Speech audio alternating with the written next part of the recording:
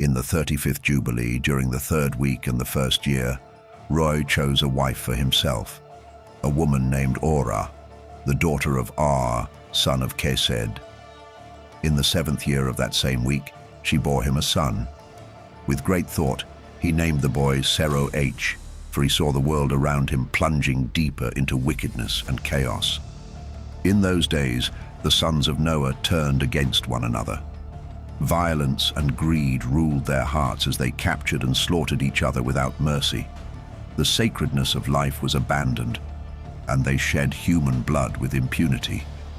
Men defiled themselves by consuming blood, and their ambitions led them to construct mighty cities, fortified walls, and towering structures. Pride swelled among individuals as they exalted themselves above their peers, founding the first kingdoms and waging wars, people against people, city against city, and nation against nation. Evil spread like a plague as they forged weapons of war and taught their sons the ways of battle. Cities were conquered, and the defeated were sold as male and female slaves. During this era of lawlessness, son of Kesed, built a city in the land of the Chaldees. He named it Ara, after himself and his father, a monument to his pride. But the people fell further into corruption, crafting molten images and graven idols to worship. Each one bowed to the lifeless gods they had fashioned with their own hands. Unclean spirits, malicious and cunning, led them astray, urging them into ever deeper transgressions and defilements. Mastemah, the Prince of Darkness, intensified his efforts to corrupt mankind. He unleashed a host of spirits under his command to sow sin and destruction across the earth. These wicked beings delighted in bloodshed, spreading deceit and leading humanity to commit every imaginable transgression. Seeing the depravity of his age, Ru named his son Serug, for the hearts of all had turned toward sin and rebellion. Serug grew up and made his home in Ur of the Chaldees, near the household of his wife's maternal grandfather. Like the others, he succumbed to the idolatry of his time. In the 36th Jubilee, during the 5th week and the first year, he took a wife named Melka, the daughter of Karber, his father's brother's daughter. She bore him a son, Nahor, in the first year of that week. Nahor grew and remained in Ur of the Chaldees, where his father taught him the secret knowledge of the Chaldeans, the arts of divination, and the reading of heavenly signs. In the 37th Jubilee, during the 6th week and the first year, Nahor married a woman named Ijaskah, the daughter of Nestag of the Chaldees. In the 7th year of that week, she bore him a son, Terah. Yet even in Terah's infancy, Mastemah's wickedness persisted. The Prince of Darkness sent flocks of ravens and other birds to devour the seeds sown in the fields, stripping the earth of its fruitfulness. Before the farmers could plow the seed into the ground, the birds descended and snatched it away. Because of this devastation, Nahor named his son Terah, meaning destitution, for the birds left the people impoverished and desperate. The land grew barren in those days, and the toil of men became fruitless. The birds consumed not only the seeds in the fields, but also the fruit from the trees. Though the people labored tirelessly, only a small portion of their harvest could be salvaged, and they struggled to survive. By the 39th Jubilee, during the 2nd week and the first year, Terah took a wife named Edna, the daughter of Abram, who was the daughter of his father's sister. In the 7th year of that week, she bore him a son. Terah named the boy Abram in honor of his wife's father, who had passed away before his daughter conceived. As Abram grew, his understanding of the world deepened, and he began to perceive the grievous errors of humanity. Everywhere he looked, people had turned from righteousness, chasing after graven idols and indulging in unclean practices. When he was just 2 weeks of years old, his father Terah taught him the art of writing. Yet even then, Abram's spirit resisted the idolatry surrounding him. By the weight of conviction, he chose to separate himself from his father's ways. determined that he would not bow to lifeless idols. In those early days of awakening, Abram prayed fervently to the Creator of all things. "O great Maker of heaven and earth," he pleaded, "rescue me from the errors of mankind. Let my soul not be ensnared by their vile practices. May my portion be set apart, far from the stain of uncleanness." When the time came for sowing seeds in the fields, Abram, then a lad of 14, went out with others to protect the crops from the relentless ravens. The skies darkened with a vast cloud of the birds, ready to devour the precious seed.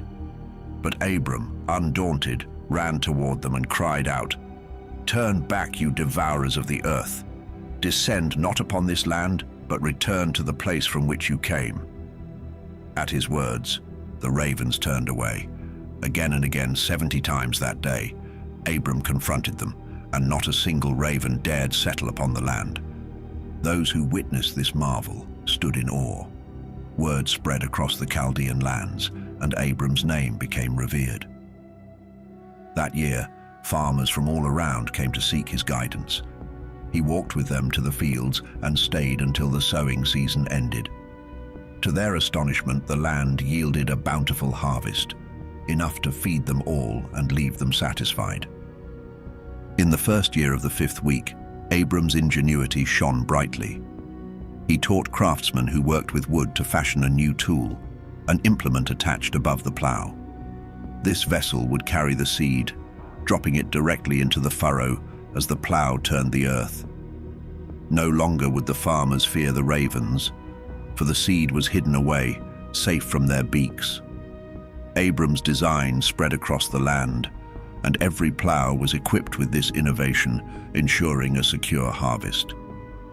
By the 6th week in the 7th year, Abram confronted his father, his heart aflame with righteous indignation. "Father," he called, and Terah answered, "Here I am, my son." Abram's voice trembled with both reverence and passion as he spoke. "What gain have we from these idols you worship? What profit comes from bowing before lifeless forms? They are but empty figures without spirit or life, leading hearts astray. Do not worship them. Turn instead to the God of heaven, who sends the rain and dew upon the earth, who governs all things and spoke creation into being. It is he who gives life to all. Why bow before what is fashioned by human hands?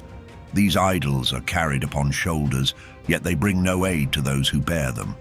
They are a shame to their makers and a snare to the hearts of worshippers. Worship them not."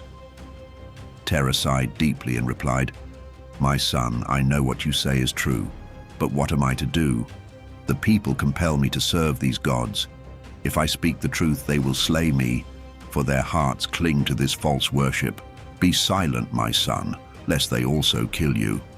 Though Abram's words were filled with wisdom, they stirred anger in his brothers. They chastised him fiercely, and Abram chose to remain silent, biding his time. In the 40th Jubilee, during the 2nd week and the 7th year, Abram took a wife named Sarai, the daughter of his father. She became his beloved companion. His brother Haran also married, and in the 3rd year of the 3rd week, Haran's wife bore him a son, whom he named Lot. Nahor, their other brother, also took a wife, and their families grew. In the 60th year of Abram's life, a pivotal event unfolded. In the stillness of the night, Abram arose, his heart ablaze with zeal for the true God. With fire in his hands, he set alight the house of idols, consuming every image within. The flames raged, and no one in the household noticed until it was too late. The family awoke in alarm, rushing to save their gods from the inferno. Haran, desperate to preserve what he deemed sacred, threw himself into the blaze, but the fire overpowered him. He perished in the flames, and his death left a shadow over the house of Terah. Haran was laid to rest in Ur of the Chaldees, the city of his birth, and the idols he sought to protect were reduced to ashes. As the days passed, Terah resolved to leave Ur of the Chaldees. Taking his sons, he set his course toward the lands of Lebanon and Canaan. Yet along the way, he settled in the land of Haran, where Abram lived with him for 2 weeks of years. In the 6th week, during the 5th year, Abram, ever watchful and contemplative, sat alone one night beneath the heavens. It was the new moon of the 7th month, and he remained awake from evening until dawn, observing the stars. His heart sought to discern the character of the coming year, particularly the rains that would nourish the land. As the hours passed, a profound thought stirred within him. He murmured to himself, "Why do I seek the answers in the stars, the moon, and the sun? Are they not all held in the hands of the Lord? If it pleases him, he sends the rains to fall in their time, morning and evening, and if it does not, he withholds them. All creation lies under his sovereign will." Moved by this revelation, Abram knelt in prayer, pouring out his soul to the Creator. "O my God, God Most High, you alone are my Lord, and I have chosen you and your dominion over all else. You are the maker of all things. Every work of creation bears the mark of your hands. Deliver me, I pray, from the grasp of evil spirits who whisper corruption into the hearts of men. Do not let them lead me astray from you, my God. Establish me and my descendants in your ways forever, that we may never stray from your truth, from now until the end of time." As his heart wrestled with the path before him, he cried out again, "Should I return to Ur of the Chaldees, where men seek me, longing for my return? Or should I remain in this place? O Lord, guide me. Make my path clear and prosper the way of your servant, that I may walk in obedience and not in the deceit of my own heart." Having spoken and prayed, Abram fell silent. In the stillness of the night, the word of the Lord came to him through an angel, saying, "Arise, Abram, leave your country, your kindred, and your father's house, and journey to a land I will show you. There I will make of you a great and numerous nation. I will bless you and make your name great, and you will be a blessing to all the earth. Through you, all the families of the world will be blessed. I will bless those who bless you, and curse those who curse you. Fear not, for I am your God, and I will remain so for you, your son, your son's son, and all your descendants for every generation to come." The Lord spoke again, declaring, "Open his mouth and ears, that he may hear my words and speak the language I shall reveal to him." Since the day of Babel's fall, the sacred tongue of creation had ceased among the children of men. By divine command, the angel opened Abram's ears, lips, and understanding, and he began to speak in the Hebrew tongue, the language of creation itself. Abram took the ancient books of his forefathers, written in Hebrew, and carefully transcribed them. For 6 rainy months he studied their wisdom, and the angel revealed to him all that had been hidden or unclear. In the 7th year of the 6th week, Abram approached his father and announced his decision. "Father," he said, "I must journey into the land of Canaan. I wish to see it and then return to you." Terah, though heavy-hearted, blessed him with these words, "Go in peace, my son. May the eternal God make your path straight. May the Lord walk with you, shielding you from every evil. May you find grace, mercy, and favor in the eyes of all who see you, and may no man have the power to harm you. Go in peace." Terah then added, "If you find a land that pleases your eyes and feels right to dwell in, return for me and take me with you. Take Lot, the son of your brother Haran, as your own son, that he may go with you. The Lord be with you.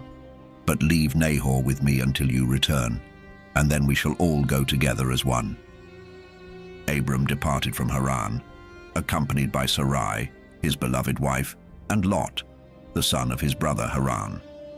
Together they journeyed toward the land of Canaan. Along the way, they passed through Asher and continued until they arrived at Shechem, where Abram chose to settle near a towering oak. As he gazed upon the land, its beauty overwhelmed him. From the entrance of Hamath to the towering oak, the land stretched before him, vibrant and lush. In that moment, the voice of the Lord came to Abram, declaring, "To you and your descendants, I will give this land." Overcome with awe and gratitude, Abram built an altar at that place. There he offered a burnt sacrifice to the Lord, who had revealed himself to him.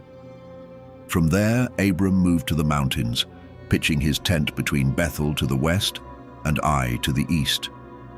Again he looked upon the land and marveled at its vastness and abundance.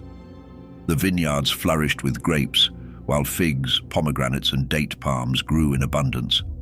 Oaks, terebinths, olive trees, and towering cedars adorned the landscape, and streams of water flowed freely from the mountains. Abram lifted his voice in praise, blessing the Lord who had brought him safely out of Ur of the Chaldees and into this promised land. In the first year of the 7th week, on the new moon of the first month, he built another altar atop the mountain. There he called upon the name of the Lord, proclaiming, "You, O eternal God, are my God."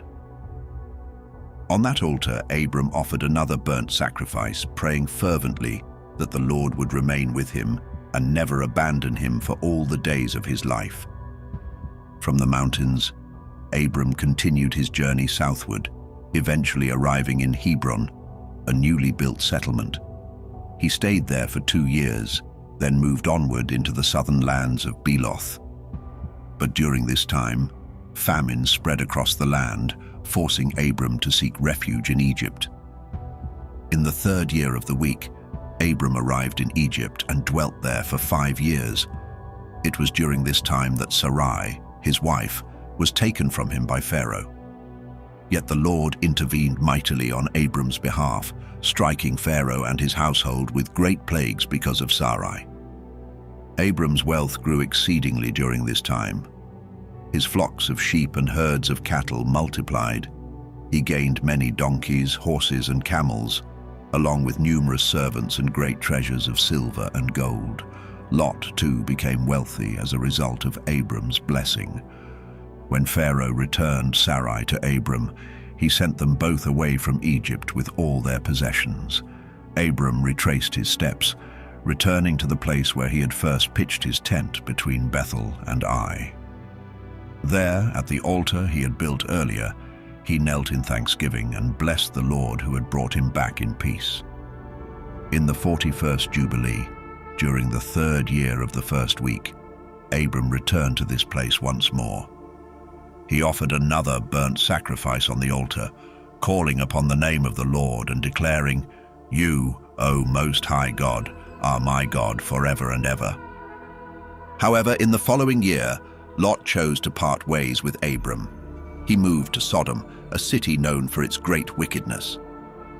The parting grieved Abram deeply, for he loved Lot as a son and still had no children of his own. Not long after Lot had left, the Lord spoke again to Abram. "Lift your eyes now from the place where you dwell. Look to the north, the south, the east, and the west. All the land you see, I shall give to you and your descendants forever. I will make your offspring as countless as the sands of the sea. Though the dust of the earth may be measured, your descendants will be beyond number. Arise, walk the length and breadth of this land, for I give it to you and your seed." Hearing this, Abram obeyed.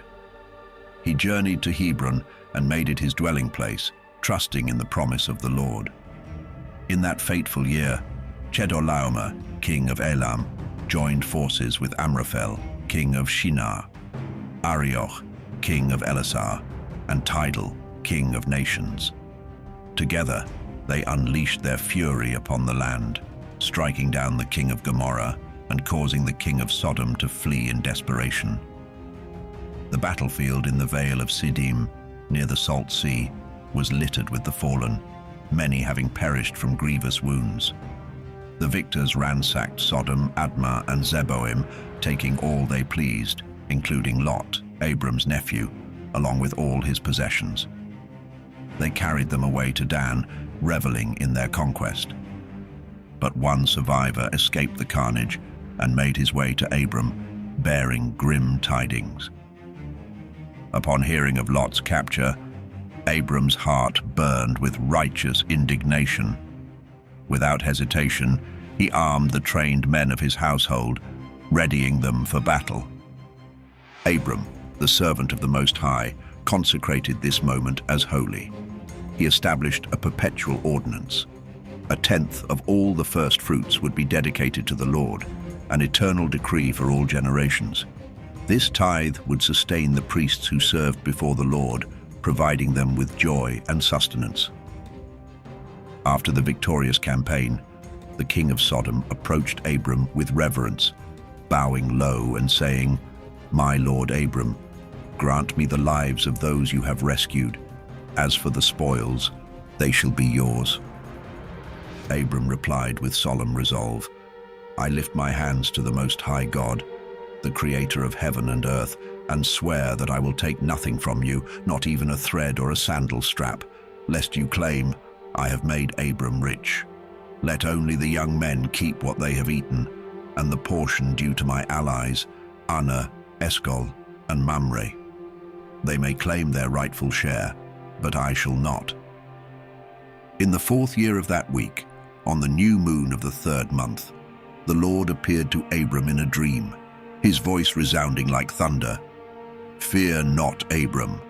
I am your defender, and your reward will be exceedingly great." Abram's heart was heavy as he replied, "Lord, what reward could matter when I remain childless? Eliezer of Damascus, the son of my servant, stands as my heir. You have granted me no seed." The Lord answered with unwavering assurance, "Eliezer shall not be your heir. A son born of your own flesh will inherit your legacy." Then the Lord led Abram outside, saying, "Look to the heavens and count the stars if you can. So numerous shall your descendants be." Abram gazed up at the boundless sky, awestruck by the multitude of stars. And in that moment, he believed in the Lord's promise, and it was credited to him as righteousness. The Lord continued, "I am the God who brought you out of Ur of the Chaldees to give you this land, a possession for you and your descendants forever." Abram asked, with reverence yet yearning, "Lord, how can I be sure that I will inherit it?" The Lord instructed, "Bring me a heifer, a goat, and a ram, each 3 years old, along with a turtle dove and a pigeon." Abram obeyed, gathering the animals as the Lord commanded. At the oak of Mamre near Hebron, he built an altar and sacrificed the animals, pouring their blood upon the altar. He carefully divided the carcasses, laying each piece opposite the other, but left the birds untouched. As scavenger birds descended upon the sacrifices, Abram drove them away, protecting the sacred offering. As the sun set, an overwhelming dread fell upon Abram, a darkness heavy with divine awe. Then the voice of the Lord spoke, piercing the veil of night. "Know this for certain, Abram. Your descendants will be strangers in a land not their own. They will be enslaved and afflicted for 400 years. But I will judge the nation that enslaves them, and they will emerge with great wealth. As for you, you will go to your fathers in peace and be buried at a ripe old age. In the 4th generation, your descendants will return here, for the iniquity of the Amorites has not yet reached its full measure." When Abram awoke, the sun had set completely. Before him appeared a vision, a smoking furnace and a flaming torch passing between the sacrificial pieces. On that day, the Lord established his covenant with Abram, saying, "To your descendants I will give this land, from the river of Egypt to the great Euphrates, the territory of the Kenites, the Kenizzites, the Cadmonites, the Perizzites, the Rephaim, the Amorites, the Canaanites, the Girgashites, and the Jebusites." With the covenant sealed, Abram offered the pieces, along with fruit offerings and drink offerings, upon the altar. The fire of the Lord consumed them, marking the holy pact. From that day forth, Abram observed the festival and the ordinance, dedicating it to the Lord as an everlasting covenant. Abram was filled with joy and shared everything with Sarai, his wife. His faith in the promise of a son remained steadfast, though Sarai herself had not yet borne him a child. Sarai, however, was troubled by her barrenness. Desiring to fulfill the promise, she turned to Abram and said, "My lord, take Hagar, my Egyptian maidservant, as your wife. Perhaps through her I may build a family and see the promise fulfilled." Abram, moved by Sarai's words, agreed. Sarai brought Hagar to Abram, and he took her as his wife. Hagar conceived, and in due time she bore a son. Abram named him Ishmael. This came to pass in the 5th year of that week of years, and Abram was 86 years old when Ishmael was born. In the 5th year of the 4th week of the Jubilee, during the 3rd month, and at its midpoint, Abram celebrated the feast of the first fruits of the grain harvest. He built an altar to the Lord and offered a heifer, a goat, and a sheep as burnt sacrifices, along with their grain and drink offerings, all sprinkled with the sweet aroma of frankincense. As the smoke of the offerings rose, the Lord appeared to Abram and spoke, his voice a mighty proclamation, "I am God Almighty. Walk before me with integrity and be perfect. I will establish my covenant between me and you, and will multiply you exceedingly." Overcome with awe, Abram fell prostrate before the Lord, and the Lord continued, "Behold, my covenant is with you. You shall become the father of many nations. Your name will no longer be Abram, but Abraham. For I have made you the father of multitudes.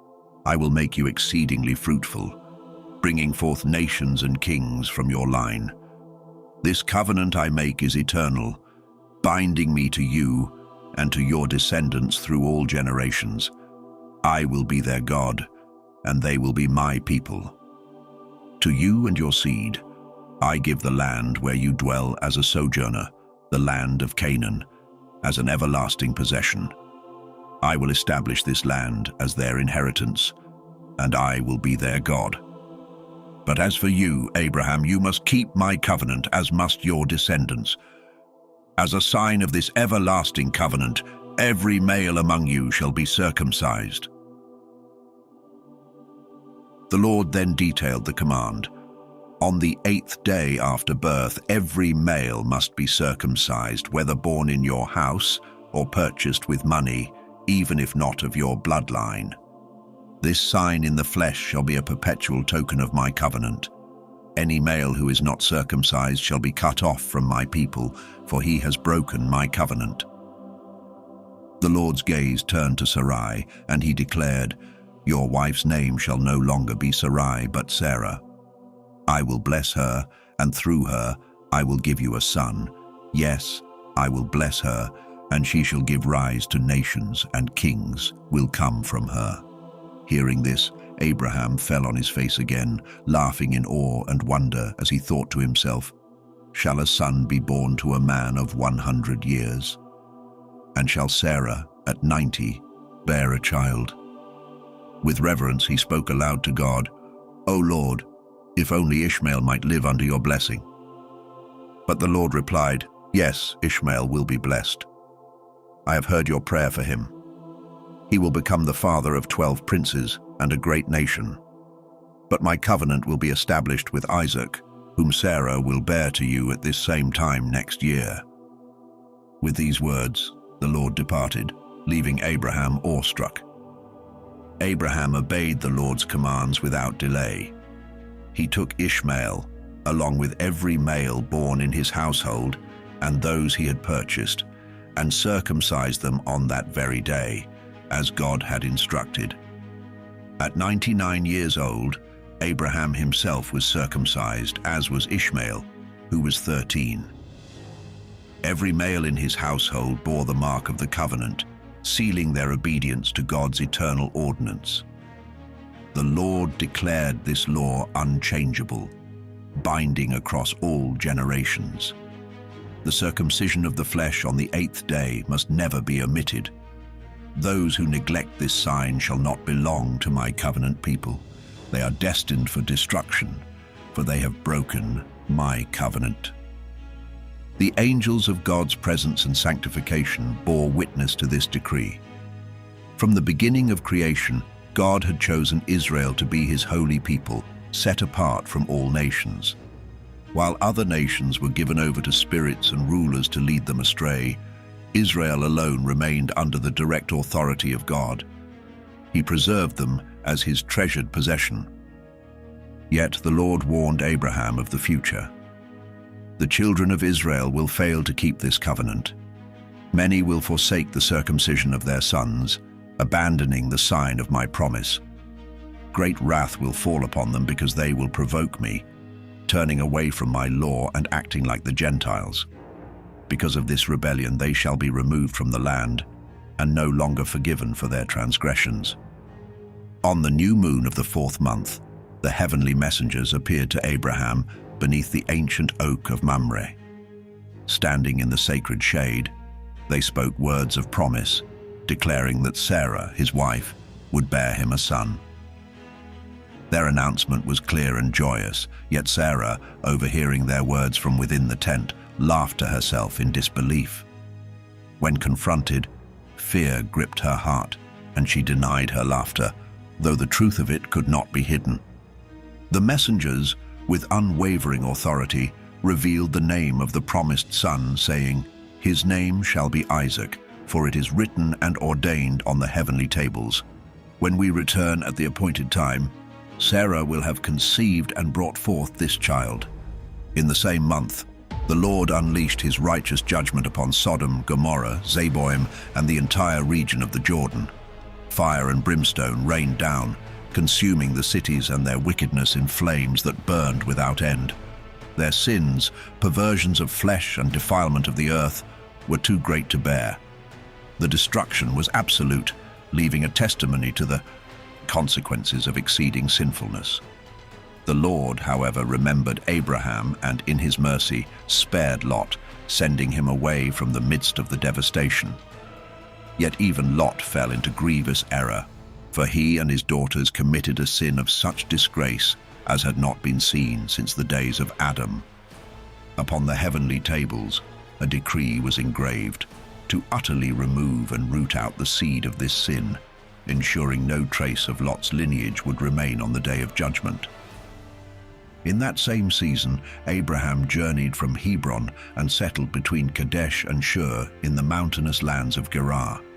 By the middle of the 5th month, he moved once more and made his dwelling by the well of the oath.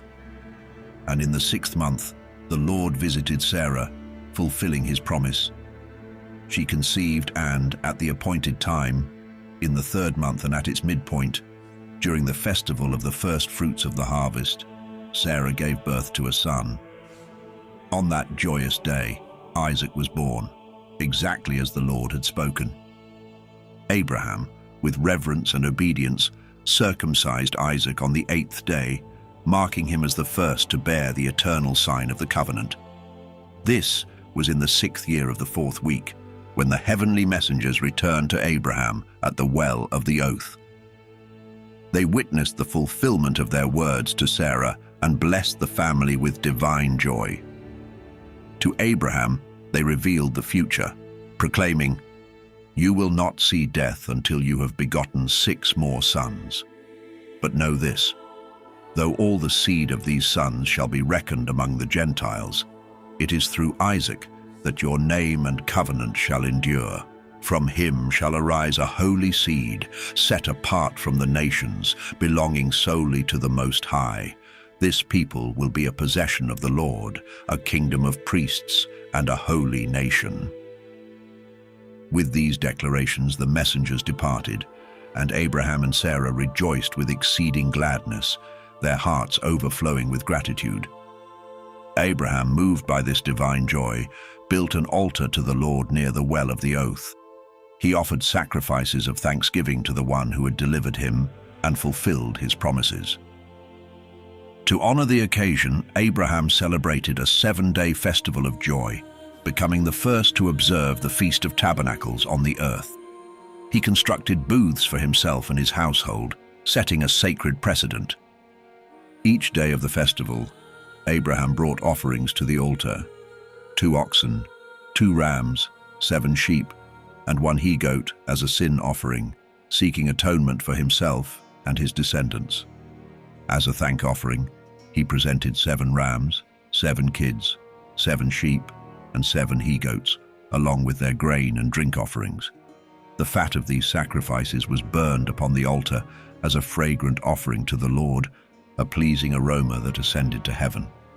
Morning and evening, Abraham offered fragrant substances upon the altar: frankincense, galbanum, stacte, nard, myrrh, spice, and costume, each crushed and mixed in equal parts to create a pure and holy incense.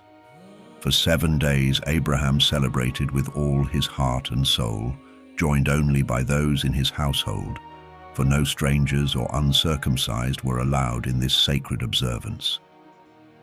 Abraham blessed the Creator, exalting the one who had made him and called him to righteousness. He praised God for raising a holy seed through him, one destined to reflect the image of the Maker.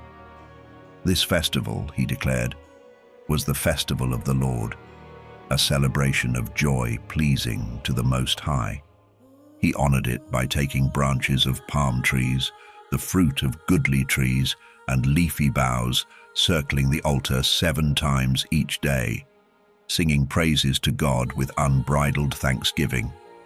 The heavenly messengers, watching, blessed Abraham and his descendants for all generations. They recorded the festival on the heavenly tables as an eternal ordinance for Israel. Celebrate this feast for 7 days in the 7th month, dwelling in booths, crowned with wreaths, and rejoicing before the Lord. This statute shall endure forever, binding Israel to the Lord as his chosen people. And so Abraham, the father of faith, walked with God, his life a testimony of obedience and joy in the presence of the Almighty. In the 1st year of the 5th week of this Jubilee, Isaac, my beloved son, was weaned. It was a moment of great joy and celebration for me, for I had waited so long for this day.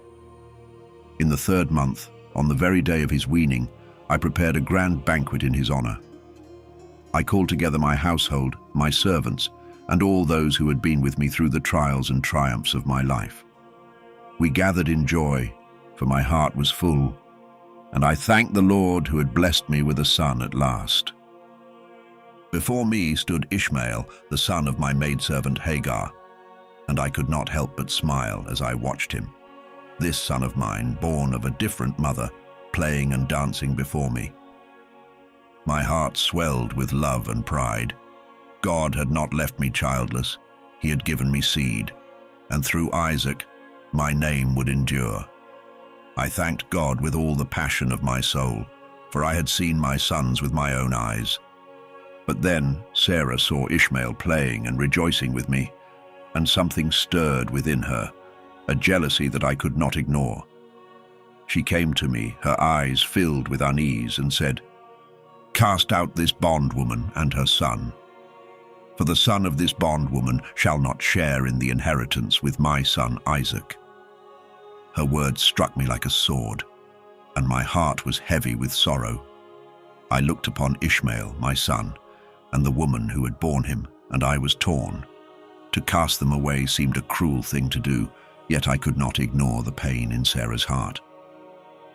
As I stood in turmoil, wrestling with the weight of her words, the Lord spoke to me in my grief. "Do not let this thing trouble you, Abraham. Do not let your heart be weighed down with sorrow. Listen to Sarah, for in Isaac shall your name and seed be called.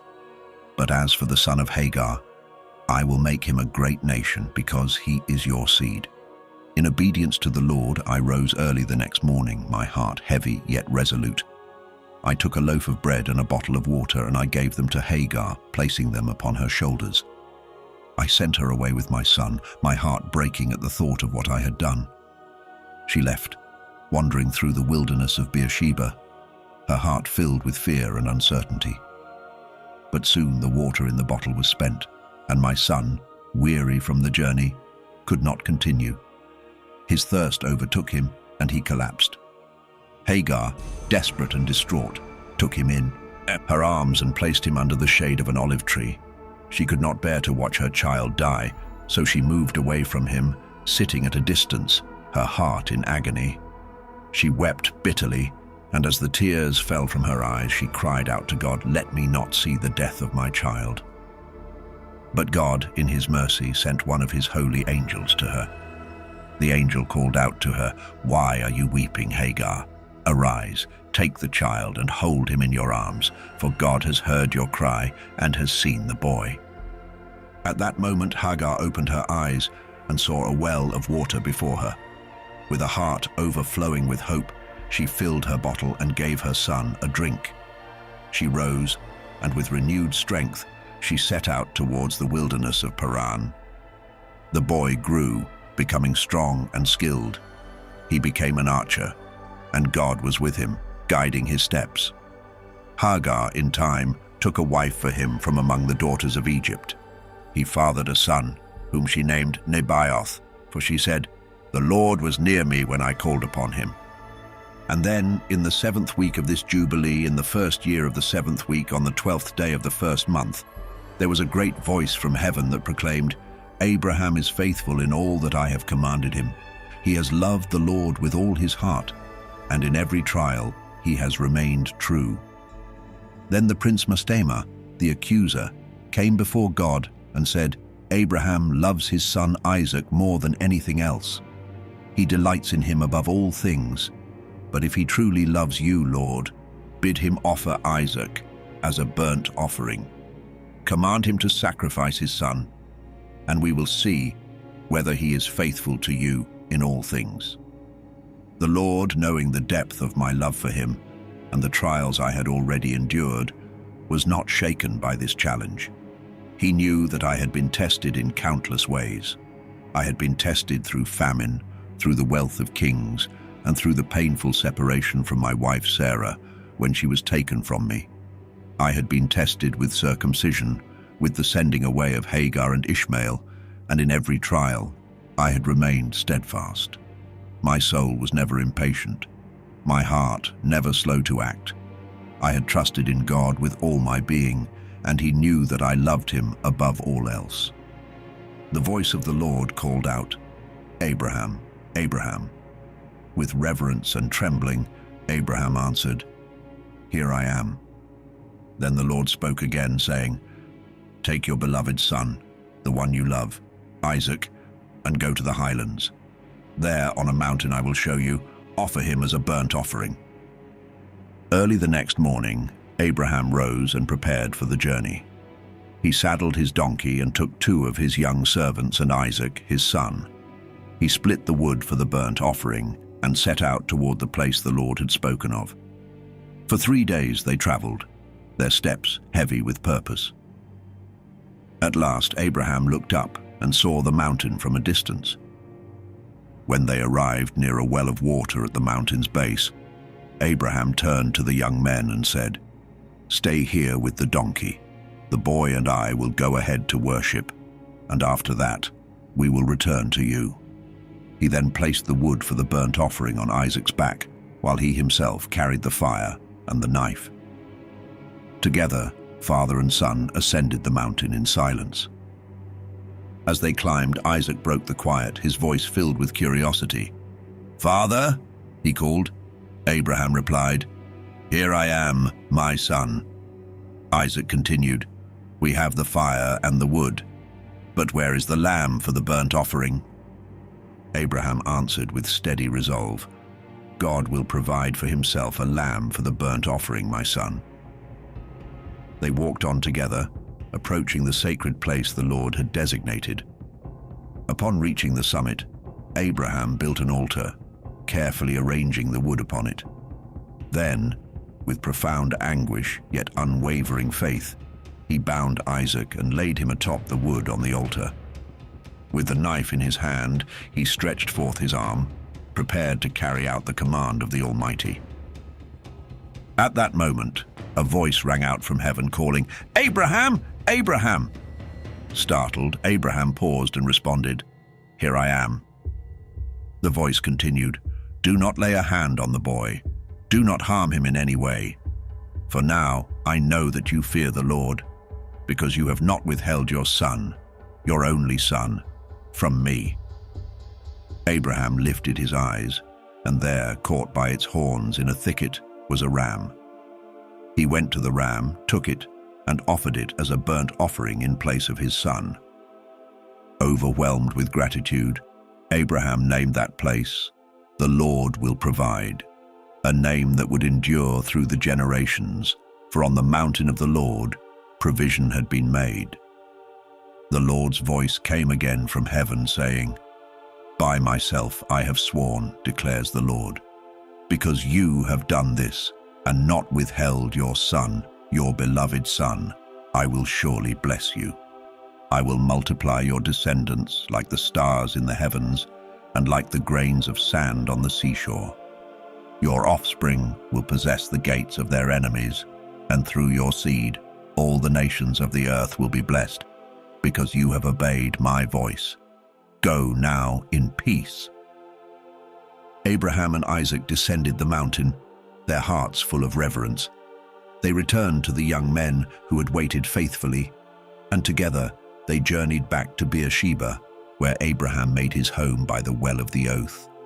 Each year thereafter, Abraham celebrated a 7-day festival in remembrance of this event, filled with joy and gratitude for the Lord's mercy and provision.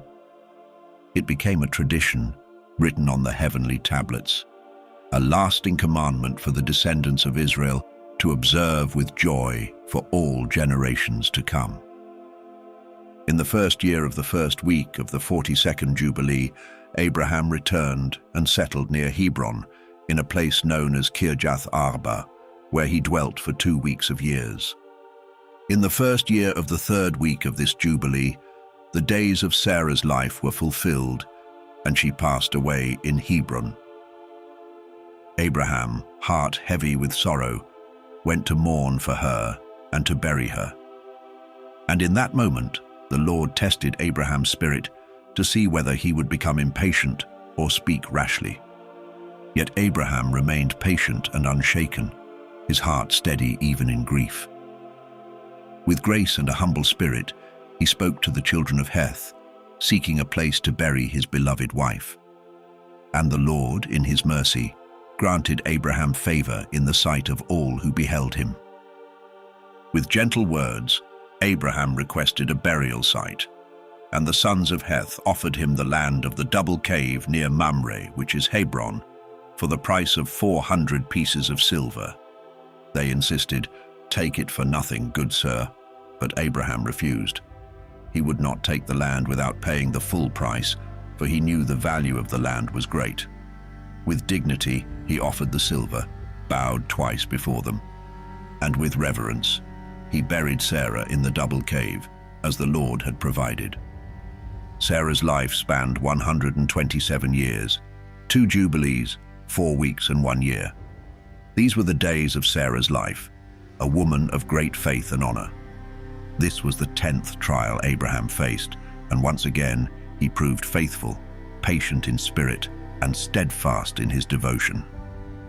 Though rumors had spread in the land about God's promise to give Abraham and his seed the land as an inheritance, he did not let such matters trouble his heart. He asked only for a place to lay his dead to rest, showing that his faith in God was unshakable. He was, as the scriptures say, the friend of God, and his name was written in the heavenly records. In the 4th year of the Jubilee, Abraham sought a wife for his son Isaac. Her name was Rebekah, the daughter of Bethuel, son of Nahor, Abraham's brother. Rebekah was also the sister of Laban. Abraham, still full of life, took a third wife named Keturah, a woman from among his household servants. Hagar, whom he had once taken as a wife, had passed away before Sarah. Keturah bore Abraham 6 sons, Zimram, Jokshan, Medan, Midian, Ishbak, and Shua, all within 2 weeks of years. In the 6th week, in the 2nd year of that week, Rebekah gave birth to twin sons, Jacob and Esau. Jacob was gentle and upright, while Esau was a wild and untamed man, a hunter, fierce in his ways. Jacob, in contrast, preferred the quiet of the tents. As the boys grew, Jacob was taught the ways of writing, but Esau, devoted to the wilderness, was not. Esau learned the arts of war, and all his deeds were fierce. Abraham, seeing the ways of both sons, loved Jacob, while Isaac's heart was drawn to Esau. Abraham, knowing that God had chosen Jacob to be the bearer of his promise, called Rebekah to him and shared his wisdom.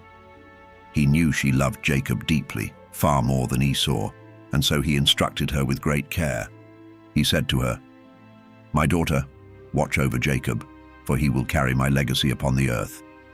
He shall be a blessing to all the children of men, and the glory of the whole seed of Shem.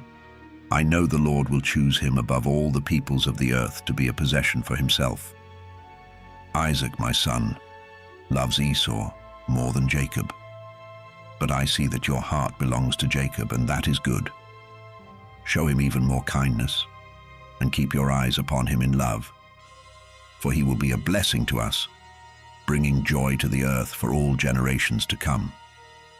Let your hands be strong, and let your heart rejoice in your son Jacob, for I have loved him far beyond all my sons.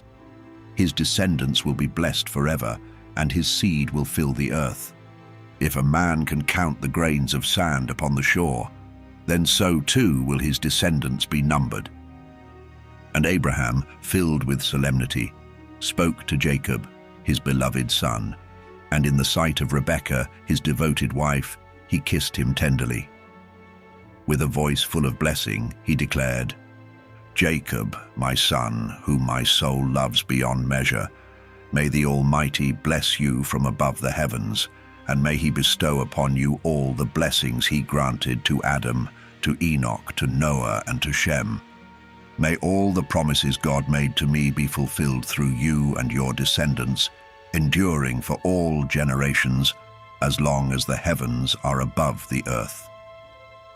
And may no evil spirit, no force of Mastemah, ever rule over you or your seed, turning you away from the Lord, who is your God, now and forever. May the Lord be your father, and you be his firstborn son, a light unto the people of the earth. Go in peace, my son." With these final words of love and blessing, Abraham and Jacob both departed, their hearts filled with the weight of the sacred covenant. Rebekah, with a mother's heart, loved Jacob dearly, more deeply than she ever loved Esau. But Isaac, in contrast, loved Esau, his firstborn, with a devotion that far exceeded his affection for Jacob.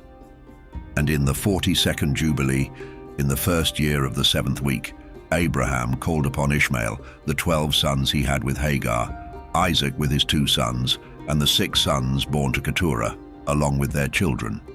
Abraham, seeing the generations gathered before him, commanded them all to follow the way of the Lord. He urged them to walk in righteousness, to love one another, and to uphold justice and integrity in all their dealings with mankind.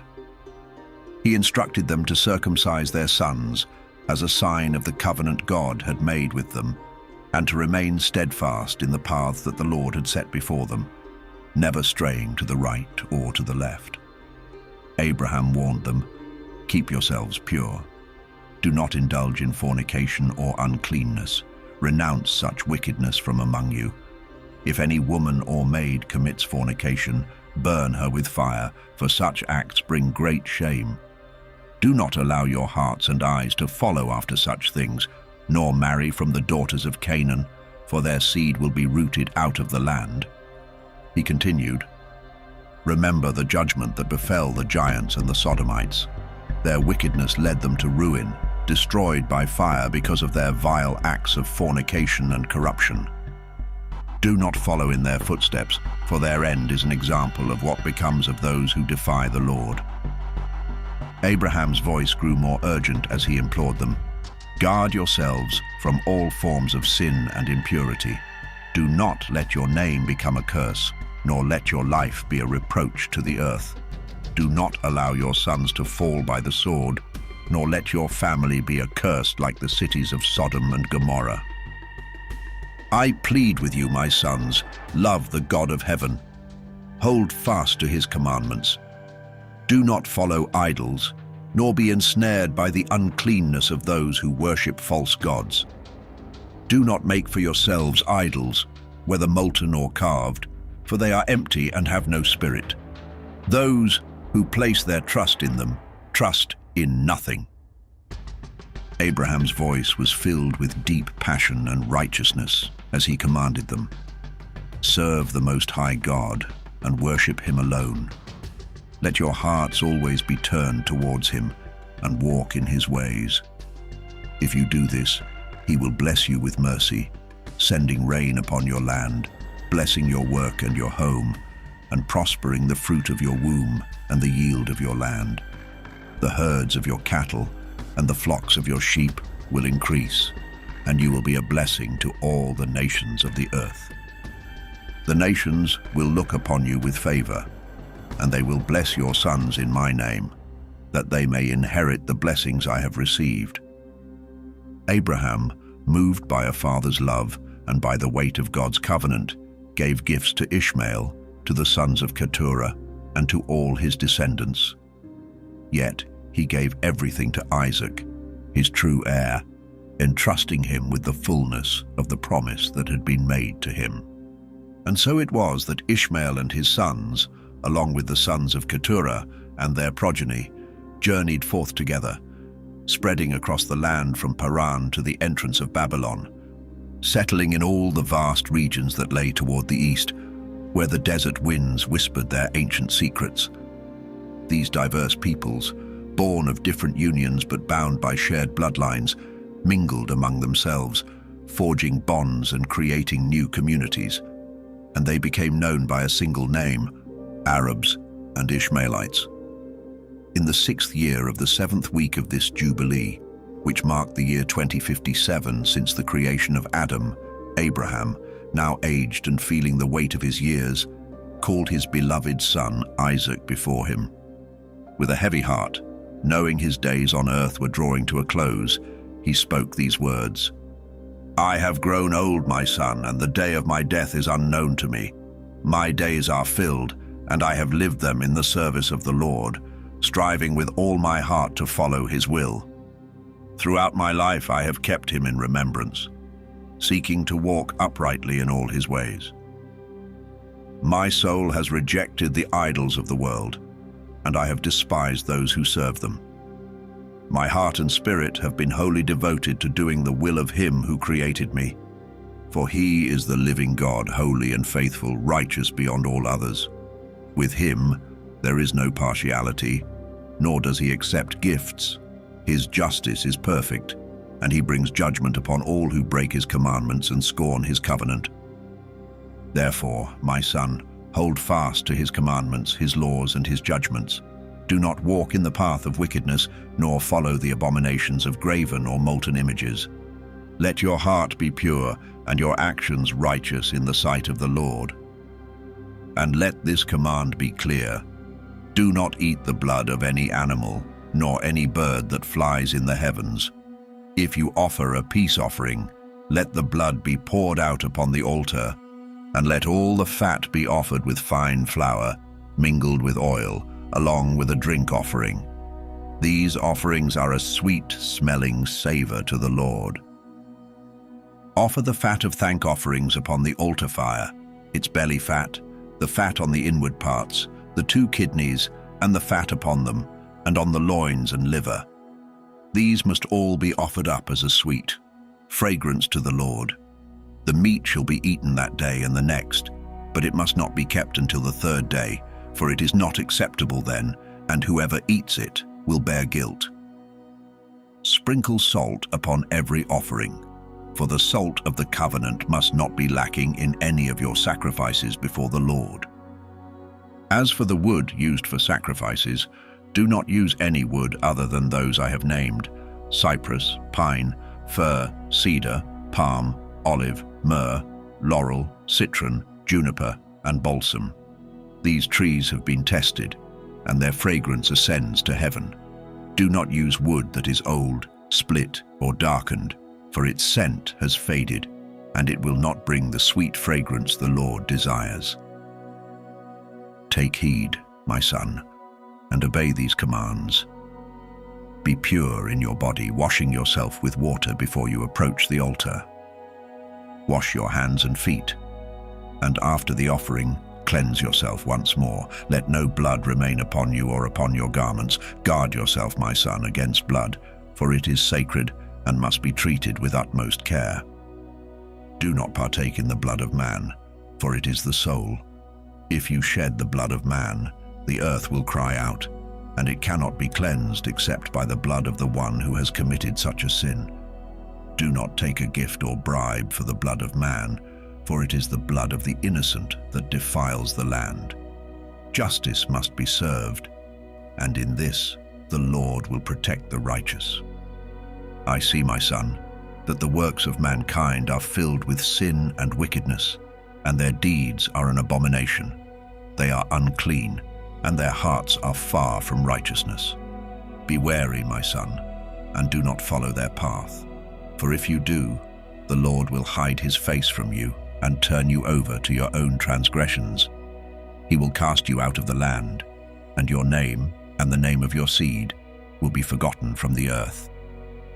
But if you turn away from all their wicked ways, if you live in obedience to the will of the Most High, then he will bless you in all that you do. He will raise up from you a plant of righteousness that will endure throughout the generations. Your name and mine will be remembered forever in the heavens. Go, my son, in peace. May the Most High God, my God and your God, strengthen you to walk in his ways, and may he bless all your seed and the seed of your seed for generations to come. May you be a blessing to the earth. And with those words, Isaac went out, his heart full of peace and joy, knowing the weight of his father's blessing upon him. In the second year of the 44th Jubilee, during the first week, when Abraham's life was drawing to a close, Isaac and Ishmael journeyed from the well of the oath to celebrate the Feast of Weeks, the festival of the first fruits of the harvest, with their father. Abraham, who had longed for this moment, rejoiced at the sight of his two beloved sons together. Isaac, whose wealth and possessions were vast in Beersheba, often made journeys to inspect his holdings, only to return to his father's side. During one such visit, Ishmael also came to see his father. The two sons arrived together, and Isaac, ever faithful, offered a sacrifice on the altar that his father had built in Hebron. The smoke of the sacrifice rose as Isaac gave a thank offering, preparing a joyous feast before Ishmael, his brother. Rebekah, Isaac's wife, took the first fruits of the land, freshly harvested grain, and baked new cakes. She entrusted Jacob, her son, to carry them to Abraham, that he might eat and bless the Creator of all things before he passed from this world. Isaac, too, sent a special thank offering with Jacob, hoping his father would partake and be blessed once more. Abraham, now nearing the end of his days, sat before the offerings and partook of the food and drink provided. He lifted his eyes to the heavens and blessed the Most High God, Creator of heaven and earth, the giver of all the good things upon the earth, and the one who nourishes mankind so they might bless his name. "O Lord, my God," Abraham declared, his voice filled with gratitude, "I give thanks unto you, for you have granted me to see this day. I am now 175 years old, an old man full of days. All my days have been filled with peace. The sword of my adversaries has never overpowered me, and you have been with me all the days of my life, guarding me and my children. Your mercy and your peace, O God, be upon me and my descendants. May they be a chosen nation, a holy inheritance, set apart from all the nations of the earth, from generation to generation." Then, calling for Jacob to come near, Abraham looked upon his grandson with eyes full of love and blessing. "My son Jacob," Abraham said, his voice soft but strong, "may the God of all creation bless you, strengthen you to walk in righteousness, and guide you to do his will. May he choose you and your seed, that you may become a people set apart for his inheritance forever. Come close, my son, and kiss me." Jacob, moved by his grandfather's words, drew near and kissed Abraham, his heart swelling with love. Abraham's eyes shone as he spoke again, his voice full of authority and compassion. "Blessed be you, my son Jacob, and all the children of the Most High God. May God give you a righteous seed, and may some of your descendants be sanctified in the midst of the earth. May the nations serve you, and may all people bow before your descendants. Be strong, my son, and rule over all the descendants of Seth. Then your ways and the ways of your children will be justified, and you will be a holy nation, a nation that is set apart. May the blessings of the Most High God rest upon you, the blessings he gave to Noah and to Adam, that they may remain upon the head of your seed for generations without end. May he cleanse you from all impurity and forgive you for all your transgressions. May he strengthen you, bless you, and grant you the inheritance of the earth. May he renew his covenant with you, and may you be his people forever, as he is your God, forever and always. Remember my words, my son Jacob," Abraham continued with deep wisdom. "Follow the commandments of your father Abraham. Separate yourself from the nations. Do not eat with them, and do not follow their works. Do not associate with them, for their ways are unclean, polluted, and abominable in the eyes of the Lord. They sacrifice to the dead and worship evil spirits. They eat over graves, and their works are vanity. They do not understand, nor do they see the error of their ways. They bow down to pieces of wood and to stones, calling them gods, yet they have no heart. Be cautious, my son Jacob, and avoid their error. May the Most High God protect you from their uncleanness and their lies. May he deliver you from their path and keep you from their destruction. Do not take a wife from the daughters of Canaan, for their seed will be rooted out from the earth. Canaan's descendants will perish because of the transgression of Ham, and none of his line will be saved on the day of judgment. As for idolaters and the profane, there will be no hope for them in the land of the living. They will descend into Sheol, the place of condemnation, and there will be no remembrance of them. Just as the children of Sodom were taken from the earth, so will all idolaters be cast away. Do not fear, my son Jacob, nor be dismayed. The Most High God will preserve you from destruction. He will guard you from the paths of error and keep you from harm. This house I have built, the house of Abraham, will stand forever. It is yours and your descendants' inheritance for all generations. Through you, my son, will my name be established before God forever." And with these final words, Abraham ceased his blessing and commands. Jacob lay beside him that night, his heart filled with love and joy. He rested in the embrace of his grandfather, receiving the fullness of his affection. Abraham kissed him 7 times, his heart swelling with pride and tenderness for the son of his beloved Isaac. "The Most High God, the Creator of all," Abraham whispered, "who brought me from Ur of the Chaldees and gave me this land as an everlasting inheritance, I bless him forever. Blessed be the Lord who has given me the grace to see this day." Abraham, his voice full of warmth, spoke again. "My son, whom I love with all my heart, may the grace and mercy of the Most High God rest upon you and your descendants forever. Never forsake them, O Lord, and let your eyes remain open to them, that they may be preserved, blessed, and sanctified as your holy people. May your covenant and your grace be upon them for all generations." And Abraham, in his final moments, gently placed 2 of Jacob's fingers upon his eyes. He then lifted his voice in a quiet blessing to the God of gods, before covering his face, stretching out his feet, and peacefully surrendering to the eternal rest of death. His soul was gathered to join his ancestors, leaving this world behind. Meanwhile, Jacob remained nestled in his grandfather's embrace, unaware that Abraham had already passed into eternity. But when Jacob eventually awoke from his sleep, a cold, lifeless stillness gripped him. He gazed upon Abraham's form, now as cold as stone, and called out in panic, "Father, Father." But no response came, and in the heavy silence, Jacob realized the dreadful truth. His grandfather was gone. Rushing from his place beside Abraham, Jacob ran swiftly to his mother Rebekah and told her of the tragedy. In turn, Rebekah went to Isaac in the night, and together they hastened to the place where Abraham lay. Jacob carried a lamp in his hand, and as they entered, they found Abraham's body, still and lifeless, confirming that the great patriarch had indeed departed.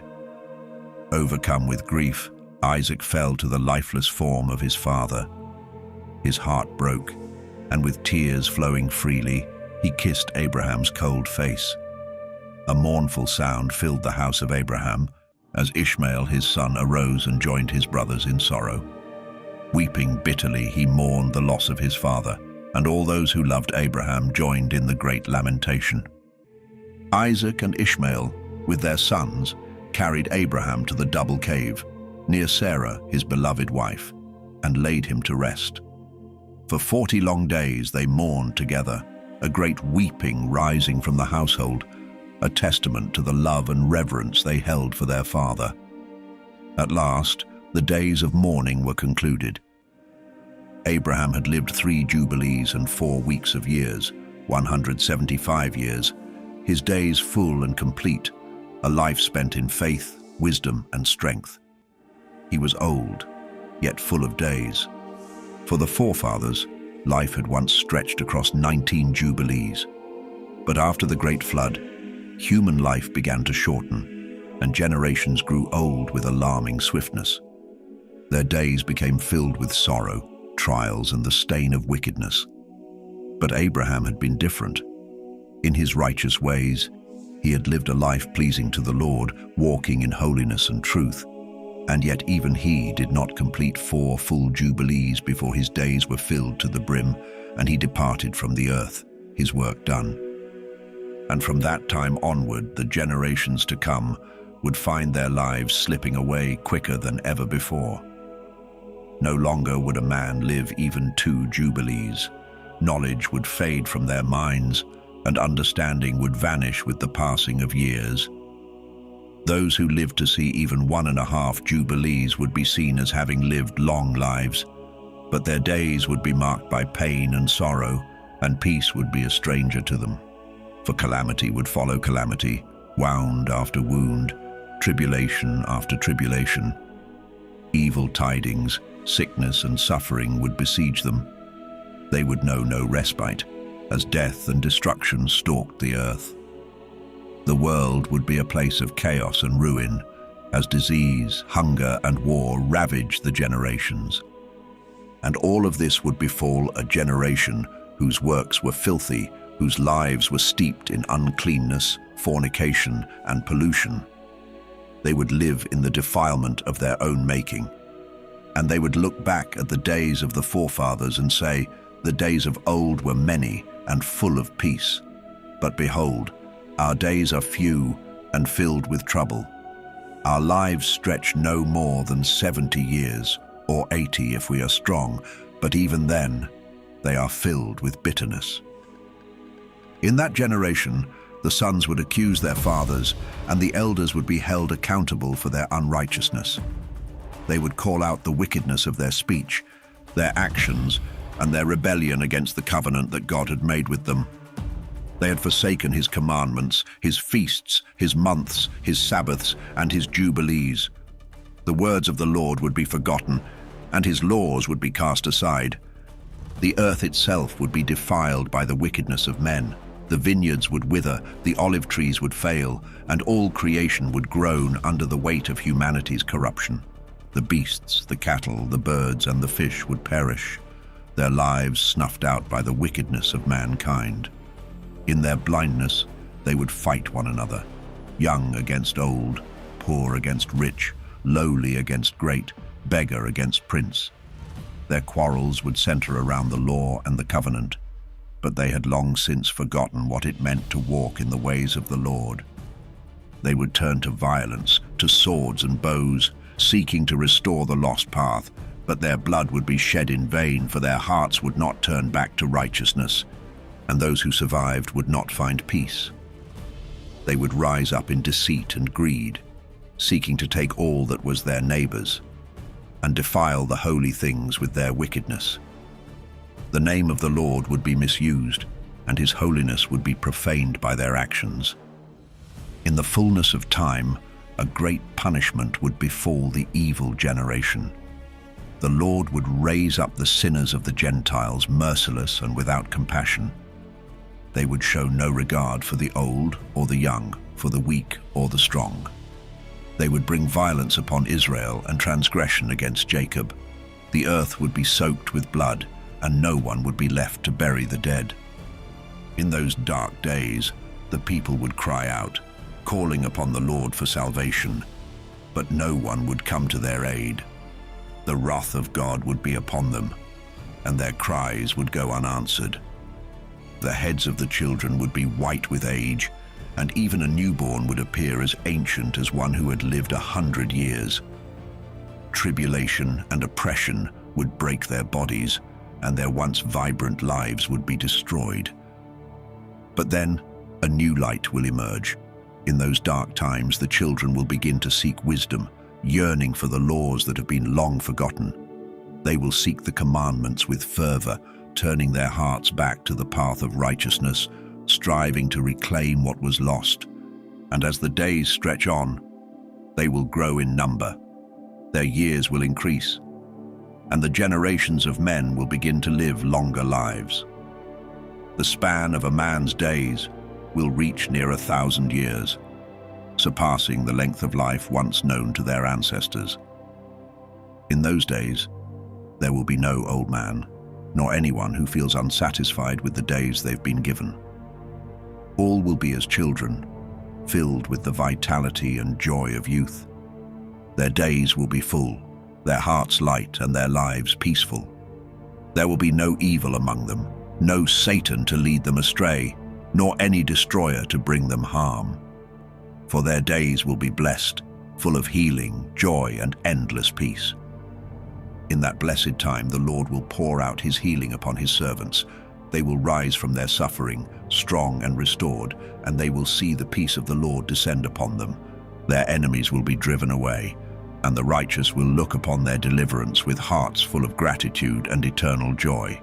They will witness the judgment of the wicked and rejoice as their enemies' curses fall upon them, and their bones will rest in the earth, their spirits filled with boundless joy, for they will know with certainty that it is the Lord who has executed judgment, showing mercy to countless generations who love him.